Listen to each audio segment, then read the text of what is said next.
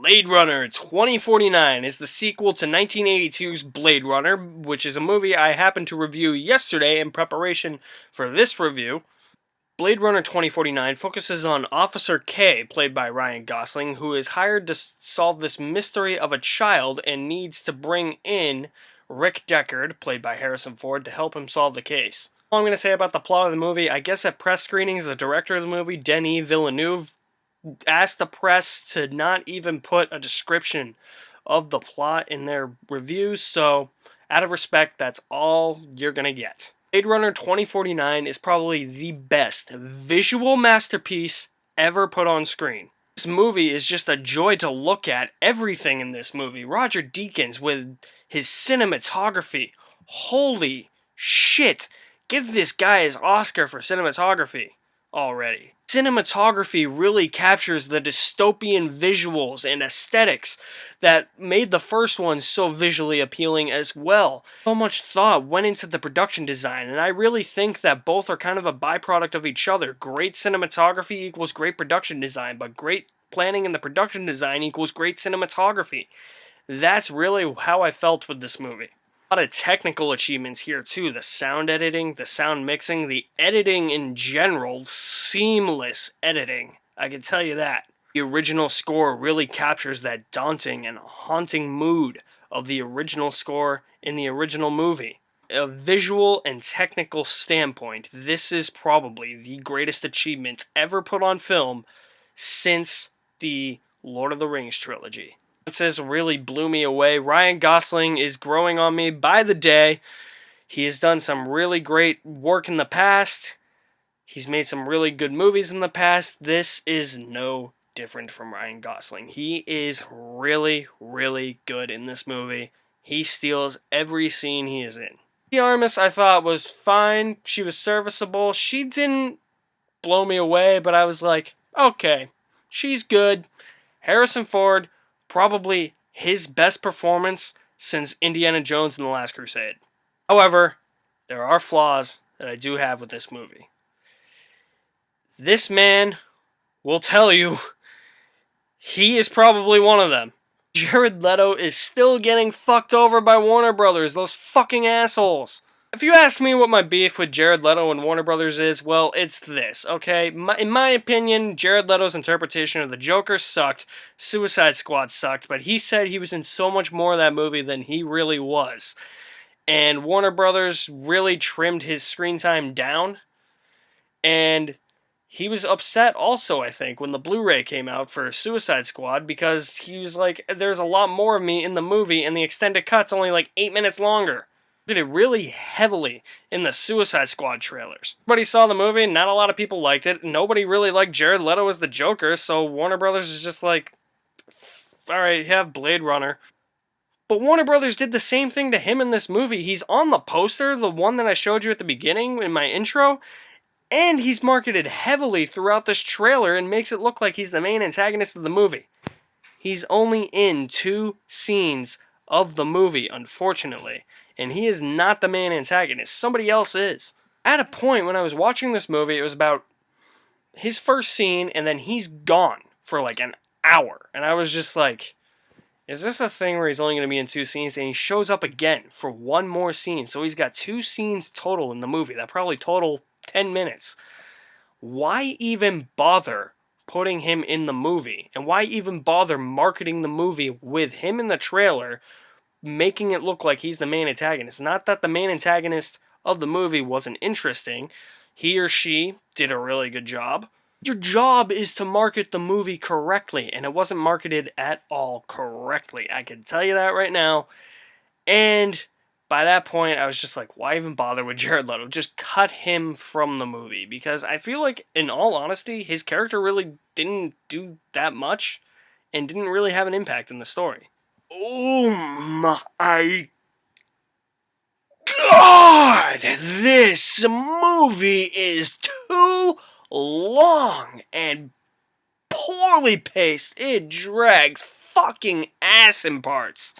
I knew going into this movie, based on my experience with the original Blade Runner, that this was not going to be an action-packed movie. I knew that. I knew it was going to be a lot of dialogue. I knew it's a sci-fi drama going in. And then I saw the runtime, and I was like, it's 163 minutes, and every minute is felt. I can tell you that. There was literally a good 40 minutes in the middle of this movie where I felt like nothing was happening, and I kept looking at my watch, and I was like, let's speed this goddamn thing up now, because you're putting people to sleep. Buddy next to me was like, whoa, what just happened? Car? Oh. Something just crashed on the screen. Alright. Literally, I feel like a lot of people are just gonna walk out of this movie super bored and hating this movie. It's not a bad movie, I will say that. I really like the movie. It's just, its pacing is pretty bad.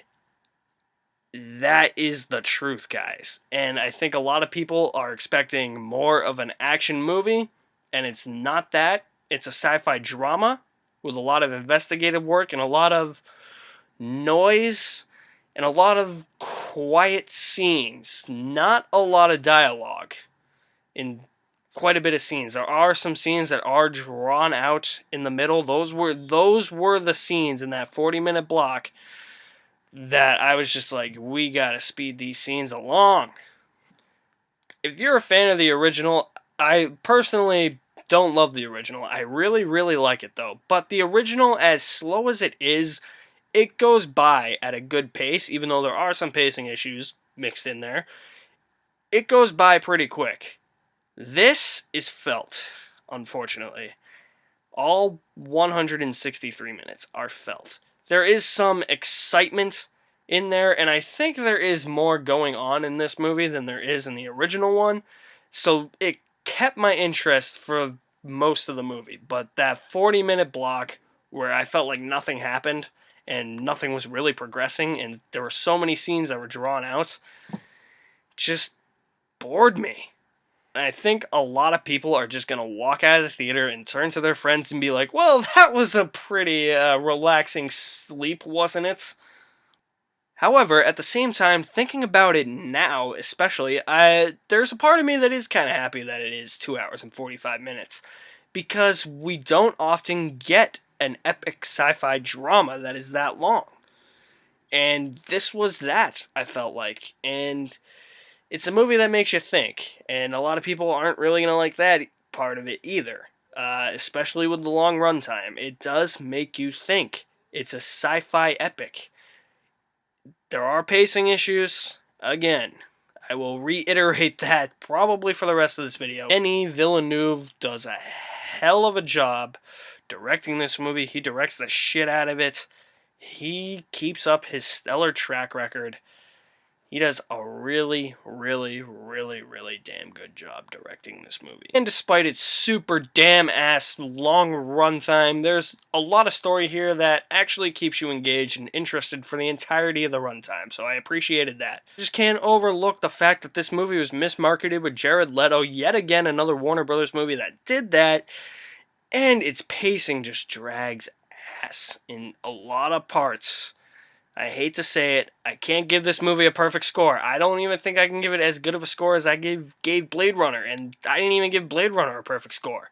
The movie is a visual and technical achievement with really great performances and another great directing job by Denis Villeneuve, but it is an imperfect masterpiece, I guess you could call it, due to poor pacing and poor marketing.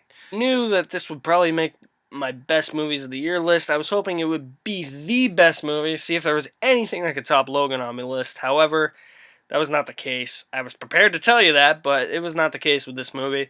So despite the shit pacing, I'm going to give Blade Runner 2049 an A-.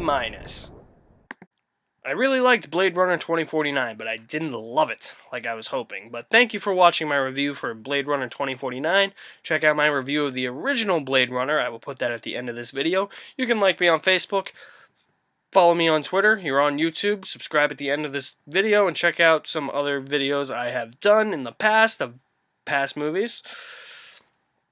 I will see you next time, and as always, I would like to thank you for watching my videos and taking time out of your busy days and nights to watch me talk about movies, because that's what I really love to do. I love talking movies, I love talking about filmmaking, the art of filmmaking, anything to do with movies and filmmaking in general. So, thank you very much.